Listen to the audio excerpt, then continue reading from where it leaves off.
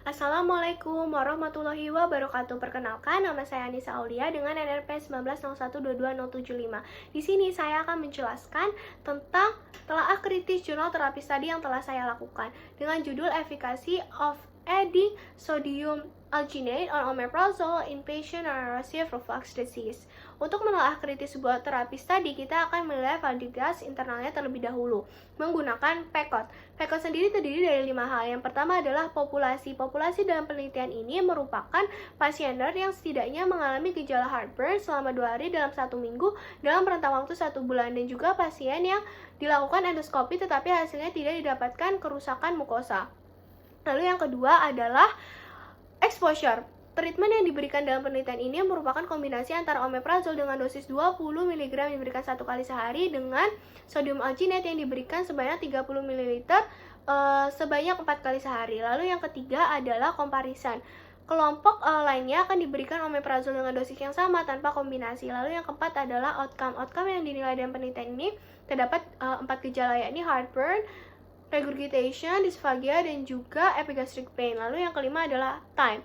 Penelitian ini dilakukan selama 4 minggu. Untuk buktinya sendiri bisa dilihat dalam page pertama pada bagian summary. Untuk yang pink adalah populasi, untuk yang orange adalah exposure, biru comparison, hijau outcome, dan juga ungu adalah time. Serta pada halaman ke-7 bagian discussion kita dapat menemukan outcome yang dilihat dalam penelitian ini. Setelah kita menilai validitas internalnya, kita akan menganalisis apakah jurnal tersebut valid atau tidak menggunakan Rainbow. Yang pertama adalah randomization dengan pertanyaan, was the assignment of patient to treatment randomized? Dalam penelitian ini menggunakan randomisasi menggunakan komputer melalui tabel angka acak, yang dimana nantinya akan disimpan menggunakan kode. Lalu randomisasi akan dilakukan untuk membagi para partisipan menjadi 2 kelompok, yakni kelompok A yang akan diberikan omeprazole dan juga sodium alginate, sedangkan kelompok B yang hanya diberikan omeprazole saja.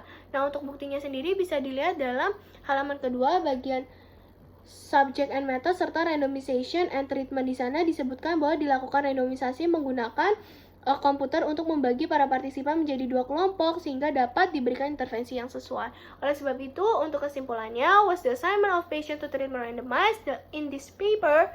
Yes. Lalu yang kedua adalah rekrutmen dengan pertanyaan, were the group similar at the start of the trial? Dalam penelitian ini didapatkan dalam tabel pertama adanya kesamaan desmografi, karakteristik maupun klinis sehingga tidak didapatkan perbedaan yang penting, serta dalam tabel 1 dan juga tabel 2 didapatkan nilai p-value-nya itu lebih dari 0,05 yang menunjukkan bahwa tidak adanya perbedaan yang signifikan.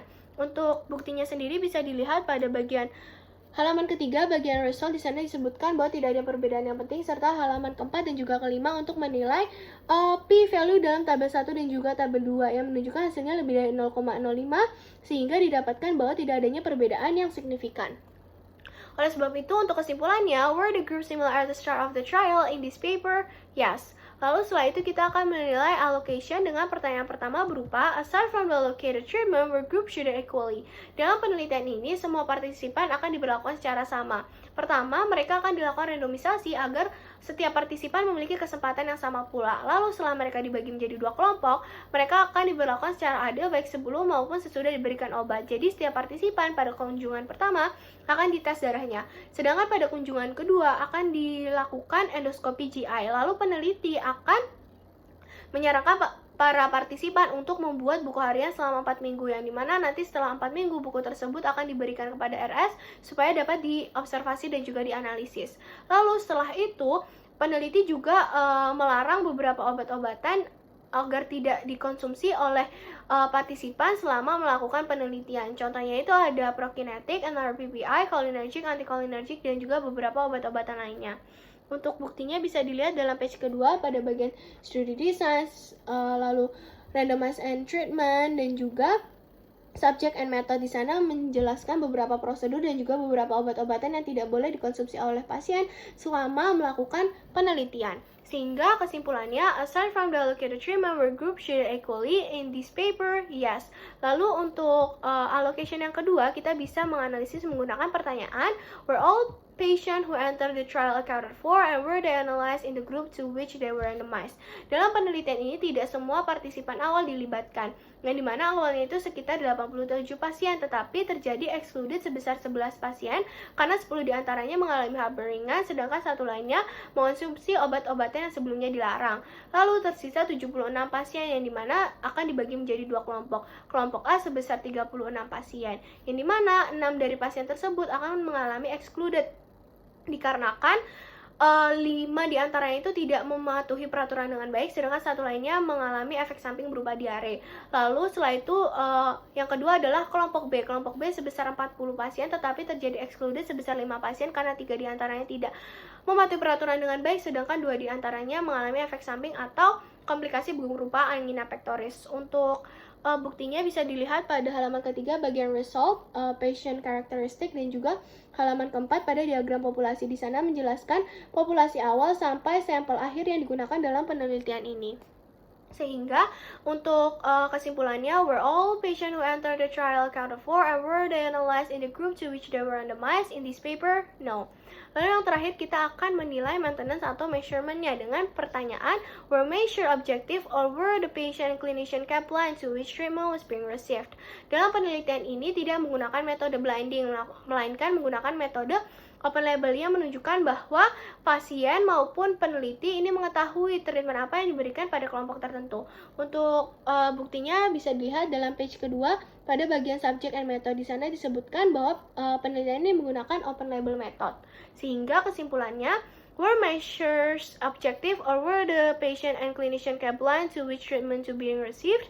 In this paper, no. Setelah kita menganalisis validitas, kita akan menganalisis importance. Importance tersebut akan membantu kita untuk menentukan hasil apakah yang kita dapat dari penelitian tersebut. Dengan menganalisis melalui pertanyaan, how large was the treatment effect?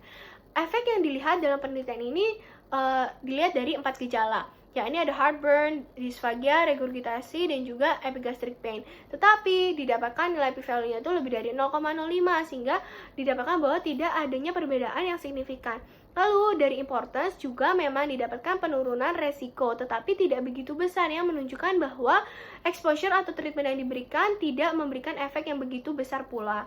Lalu setelah itu tidak didapatkan nilai hazard ratio maupun confidence interval, yang dimana kita tidak bisa mengetahui apakah jurnal tersebut presisi atau tidak. Untuk buktinya bisa dilihat pada page keempat dan juga kelima. Untuk melihat nilai p-value pada tabel 1 dan juga tabel 2, di sana dapatkan bahwa nilai p-value itu lebih dari 0,05. Setelah itu kita akan menganalisis atau membuat tabel 2x2 dari 2 gejala. Yang pertama ini adalah resolution heartburn dengan kelompok kombinasi hasilnya positif adalah 19, sedangkan hasil negatifnya adalah 11. Sedangkan untuk yang kelompok omeprazol, ini untuk hasil positifnya adalah 20, sedangkan untuk hasil negatifnya adalah 15. Sehingga totalnya itu adalah 65. Dari hasil tersebut, kita dapat menghitung RR atau risk relative menggunakan rumus seperti ini, yakni A per A plus B dibagi C per C plus D dengan hasil 0,63 dibagi 0,57, hasil akhirnya adalah 1,10. Dari hasil di atas, RR-nya itu lebih dari 1, yang menunjukkan bahwa kelompok yang diberikan terapi kombinasi akan meningkatkan resiko kesembuhan heartburn sebesar 1,10 kali lebih besar dibandingkan yang hanya diberikan omeprazol. Lalu yang kedua adalah ARR dengan rumus CR dikurangi ER, yakni hasilnya 0,57 dikurangi 0,63, hasilnya minus 0,06 yang akan dimutlakan menjadi 0,06 dan apabila dipersentasekan menjadi 6%. Hal tersebut menunjukkan bahwa pemberian omeprazol dan juga sodium alginate dapat mengurangi resiko ketidaksembuhan heartburn sebesar 6% lebih besar daripada kelompok yang hanya diberikan omeprazol saja. Lalu setelah itu kita dapat menilai RRR atau relative risk reduction